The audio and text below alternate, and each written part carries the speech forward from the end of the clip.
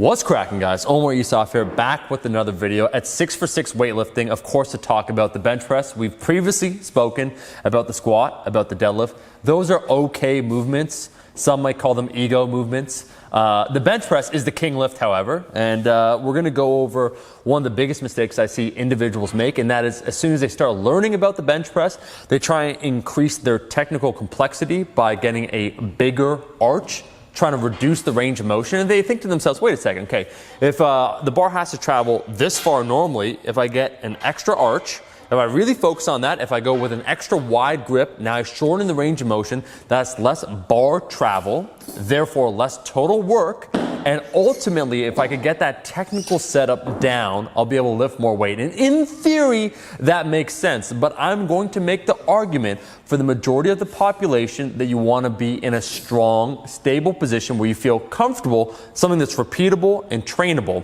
And I would say that an excessive arch or a big arch with a wider grip on the bench press is much more technically complex, and for a lot of people it might be outside of their immediate grasp. And so instead you want to do something that, when I say repeatable, it's something you could take with you from any gym. You have to make sure you control all those variables, right? That your bench press is the exact same, that it's the same width, that it's the same stiffness as you would use in competition, because it's more technical.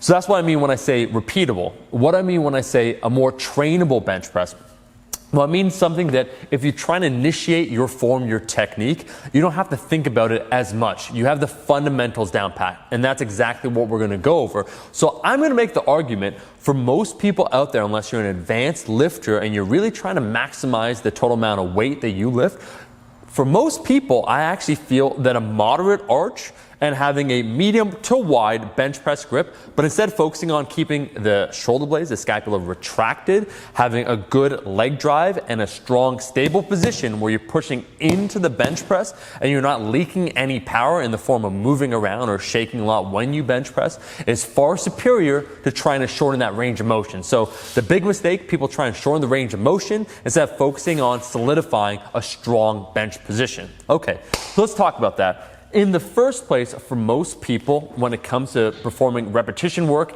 they tend to protract their shoulders too much as they do repetition. So they get underneath the bar, they'll set up, they'll select a grip. Doesn't really matter, once again, what their grip is, but they'll select it.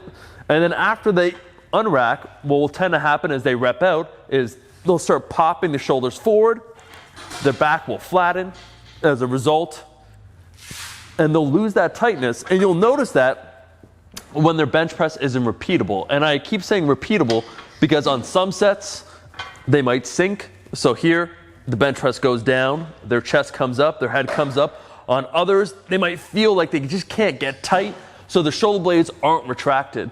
And I'm actually going to make the argument for a lot of individuals out there, you could better pack your shoulders, you could better get them retracted by focusing not only on pinning them back and down, but also experimenting, which is something I've done recently, with a self-unrack. And what I mean when I say that is, you might get a spotter to assist a little bit on the unrack, but you do the majority of it yourself. So you might have to go up on your heels, but what you want to focus on doing, if this is your arch right now with your back, and these are your shoulder blades, so let's say this is your butt, and this is your shoulder blades right here, you want to focus on digging your shoulder blades into the bench, applying pressure there, and then you might lift your glutes up a little bit, or put your heels, lift your heels off the ground, to put more pressure on the shoulder blades so they stay retracted. As you unrack, make sure they settle and then begin pressing. But whatever you do, I would argue personally that once you set your shoulder blades, you keep them set. And that's far more important, once again, than range of motion. So let's say here,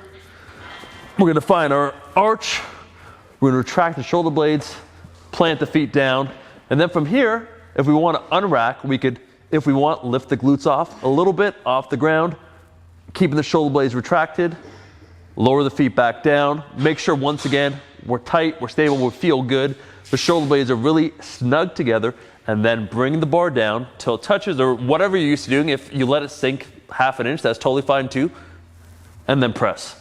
And when you press, of course, you initiate with your legs driving into the ground. And that's something, once again, if you get too technical too quick for your current abilities, what will happen is you can't synchronize the leg drive into the bar touching, into keeping the shoulder blades retracted, and instead you have this really wide setup that's not very stable, that's hard for you to repeat, and so you'll have some good bench sessions and other sessions where the bench press feels pretty tough. But you want to take all the strength that you're exerting from your pecs, from your triceps, from your anterior delts into the bar, and by having a stronger arch, so a moderate arch setup, and making sure your feet, which I'm going to talk about next, when it comes to that repeatable process, heels on the ground is something I'd advocate for beginners and intermediates. Once you set all those things up, when you bring the bar down, then you exert the pressure from your feet into the ground to reinforce the arch and then press the bar off your chest. So whether you start from the top up like so, like myself, or you start with your legs, doesn't really matter. Plant the feet. I like to move them back and wide because we're part of the wide hip gang, but you can also straight up just move it close and feet together. You want to make sure you try and squeeze the glutes from here where you have 3 points of contact, your feet, your glutes, and then your upper back. You're digging your upper back into the bench, making sure it's tight. I actually like to pull on the bar to make sure that happens. And then from here, we do our self-unrack, or you get the assistance of someone. And from here, once again, feeling it tight, stable. You're putting pressure with your feet into the ground already. You bring it down, bar touches chest, and then from here, we push into with the legs, and we're pushing horizontally back, and we throw with the upper body, the bar into the air. And that's how you want to do it instead, synchronizing all the different key components. When you start increasing that complexity by widening the arms, trying to shorten the range of motion, you have a $2 bench press. Hello, I like money. And you're trying to, bank on something that you don't really have. So in short summation, I think a big mistake that a lot of intermediate lifters tend to make, they automatically assume that if they shorten the range of motion, it's less total work. It'll thus be easier to lift more weight, but it's far more complicated than that.